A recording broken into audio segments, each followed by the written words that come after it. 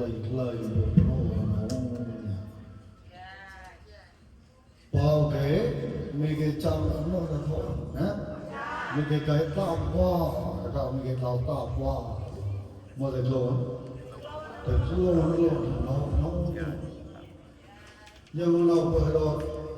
bao chè cái lan hồ mà bên hàn hồ bên đâu đã thôi bên đâu hả ngô tao thâu than này hả ngô bọc than cái hòm này ngon lắm lo ta ngô ta sài ta lai ta cái ớt sau này nó lo nó học đi cái cho ra đi bao cười mấy cái chọc cái nó thổi đi ông lo nhà mấy cái gì cả nó thổi cả cả cái chỗ mất lại để chọn được chưa mấy đừng để thảo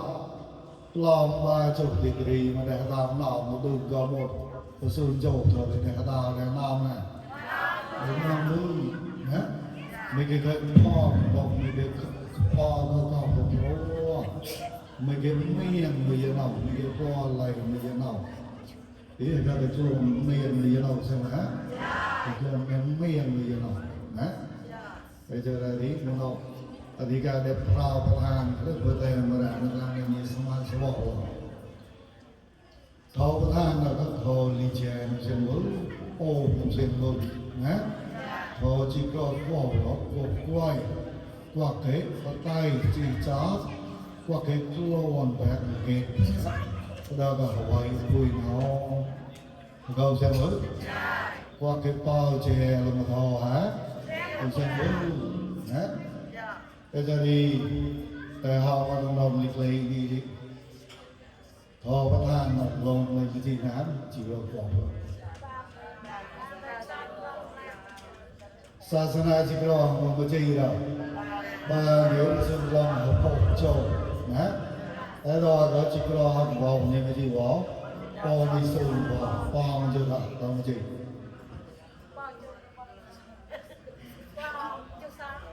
hả bao cái gì đó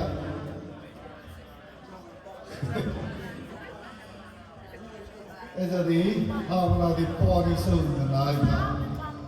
nè po đi sương người này thì người ta làm nó chỉ còn người này có hộp vỏ mà gì cái vỏ nè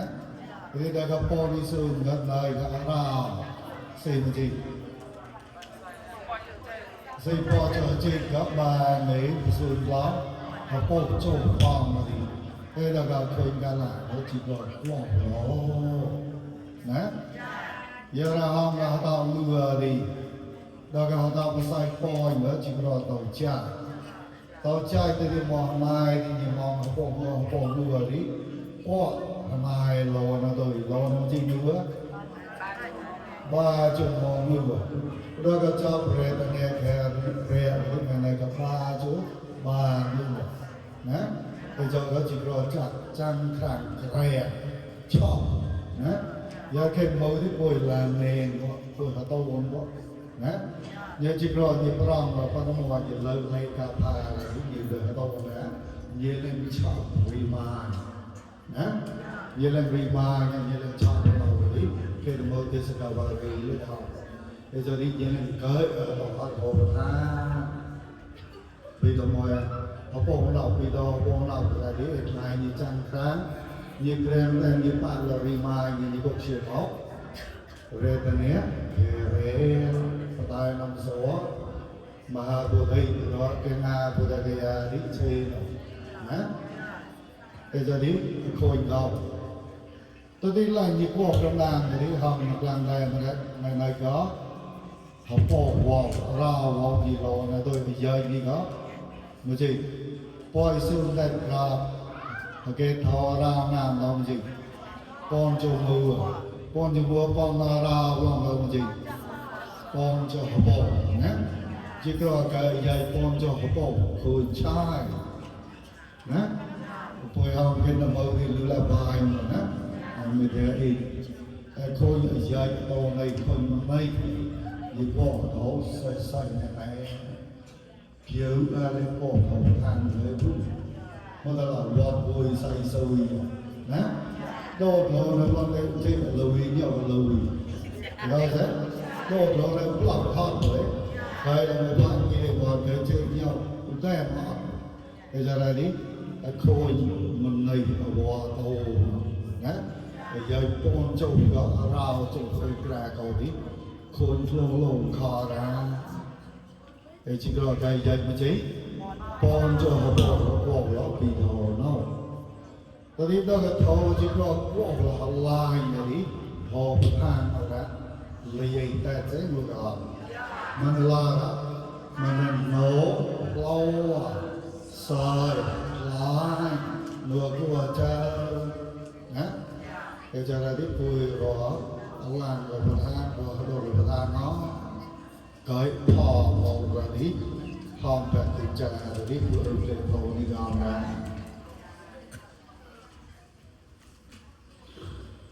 cái câu so để họcแบบนี้xa xaสังวะเต็มกล่องยานโลโลกจวนนิพพานเต็มกล่องยานโลโลกจวนนิพพานหัวยออันตรายไฟกระหัวมันโอยอันตรายไฟ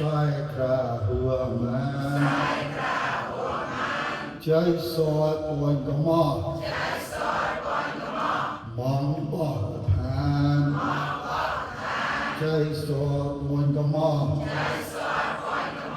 มองบ่ทานคุณพ่อประทานเคยมันยิบปกกลาเป็นยอดที่เต็มแล้วมองเนาะมือกันนี้เต็มคลอลืมแบบยี่ห้อเชียนะเราจะทำประธานล่างเราทำประธานในยี่ห้อชิคลอลืมเงยกันยี่ห้อกลอวิวห้องกลอห้องมาบ้ากลอมาบ้านะยังซื้อไก่ในตื่นมัวแบบเราจะได้นี้เต็มคลอตอนนี้ยานเราวันนั้นเราเลยยานเราเนี่ยจอดคุยเลยเรายานที่เราเคยจอดยานที่เราใส่เคยจอดยานที่เราเรือเคยจอดยานที่เราเชี่ยเคยจอดจอดเราrõ ràng có một cái tao tặng một thì mới chọn có đọc một đi ra một có sai một có chê mua tao là mày mua tao president American mua đó thì chọn cả bỏ lại gì bây giờ là đi nhà thì lâu tao đi tao có cho đi ba đi tao làm là tao có than lại đó còn là tôi với khôi với màu thầu màu thì cái đi bàn lừa nhiều lắm, nhé. Đấy mua là cái đấy giờ bọn lại mua, nhé. Thì cả con luôn còn mong đến mong ngọc vui, khôi đuôi accident này có phôi, nhé. Bây giờ đấy cầu than nữa, vui mà bà mà đấy, hắn đổ là một bỏ, tao có đấy than ba chục con cái chậu cả khơi, nhé. Cả khơi là hắn đổ một quả để mong lại mua. Tôi lên so tha tôi lên rồi cầm ta kỳ bùi bùi trôi là thì có một thang tôi chỉ cái cừu đây như đây cái không được rồi nó lộn chỉ cái rồi lộn cho tao đi sân gươm này tao